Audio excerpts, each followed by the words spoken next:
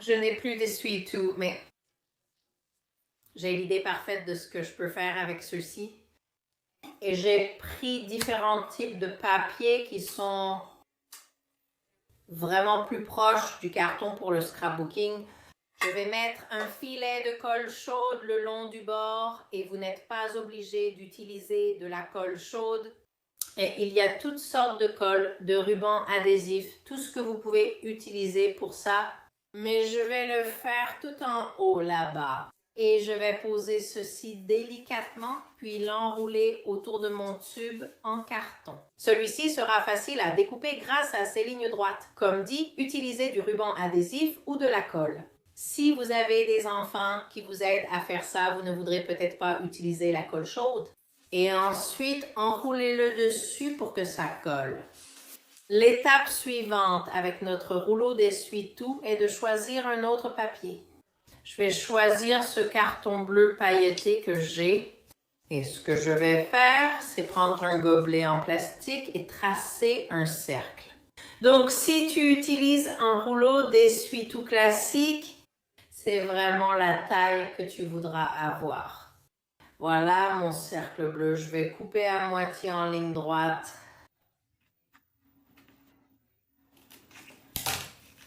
Et l'enrouler comme je veux.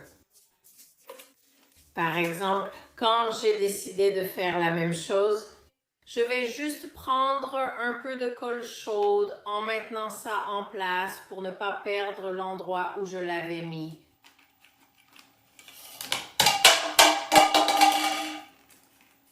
Et je vais juste coller ça.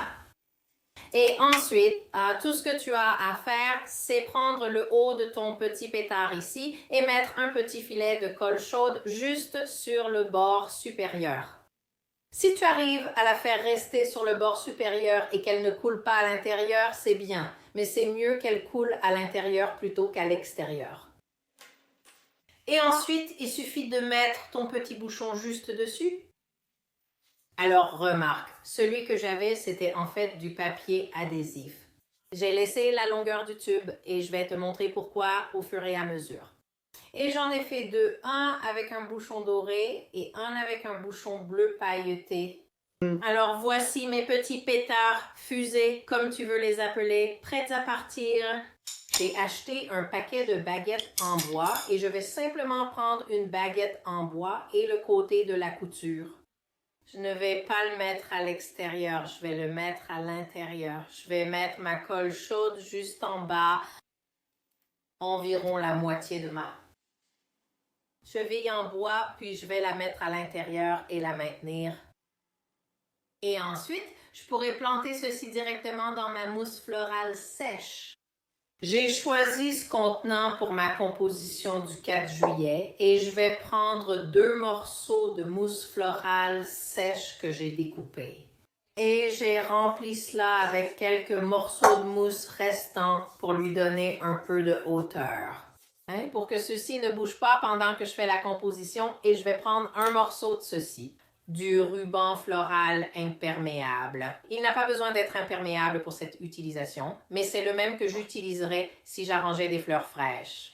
Et je vais simplement le placer juste au-dessus, bien serré, pour maintenir ma mousse florale en place. Ensuite, je vais utiliser un bout de guirlande rouge, blanche et bleue qui me reste d'un autre projet. Et je vais simplement prendre et utiliser des épingles florales ou des épingles à verdure, peu importe comment vous les appelez. Je vais simplement fixer ça directement sur ma mousse. Pas trop serré parce que je veux que ça remplisse les espaces où la mousse ne les comble pas. Tout autour. Et puis j'ai toute une sélection de fleurs rouges, blanches et bleues, des tiges décoratives, toutes sortes de choses qui iront parfaitement avec mes pétards. Maintenant, je pense que je vais continuer et mettre mes pétards. Celui-ci va être le plus grand, il va aller juste là. Voyons voir. Encore une fois, vous voulez vous assurer de mettre la couture à l'arrière.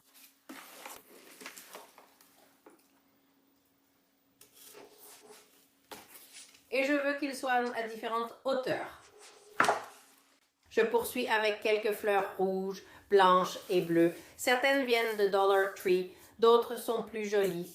Mais je vais simplement remplir le bas et cacher cette mousse ici en bas. Maintenant que mes fleurs sont en place, je vois que je dois enfoncer ça un peu plus pour cacher le carton. Et maintenant, j'ai ces petits trucs amusants et je vais les tirer pour les étirer un peu. Et j'en ajoute un juste ici à côté de celui-ci bleu. Et je vais en ajouter un bleu ici de ce côté. C'est un peu comme s'ils explosaient, n'est-ce pas? Et j'ai un rouge que je vais mettre juste ici au milieu qui se reflète joliment sur ce bleu vif. Et je pense que c'est tout ce dont j'ai besoin pour cela. J'ai ce médiator amusant. Pour moi, ça ressemble à... Wow, les fusées explosent. Alors, je vais le remettre juste ici. Je ne veux pas cacher mes fusées. N'est-ce pas amusant? Et puis, j'ai pris des petits pics en forme d'étoiles rouges, blancs et bleus. Je vais les glisser dedans. Et voilà, un magnifique arrangement pour le 4 juillet. C'est un arrangement assez haut. Je vais le sortir, le mettre en valeur dans ma maison et vous montrer où je vais l'exposer. Alors ici, vous pouvez voir dans mon salon, juste sur le piano, mon arrangement rouge, blanc et bleu va ajouter une touche de fête à cette pièce.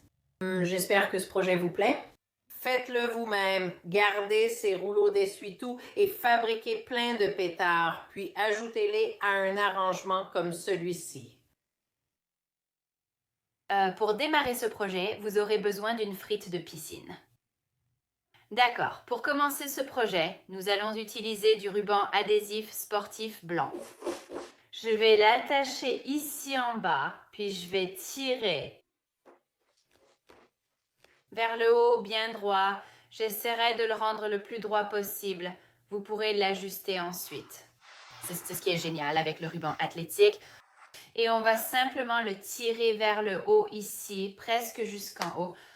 Et je vais couper l'excédent. Maintenant, si vous voulez aller jusqu'en haut, vous pouvez. Mais pour ce qu'on va faire à l'étape suivante, vous n'aurez pas besoin d'aller jusqu'en haut.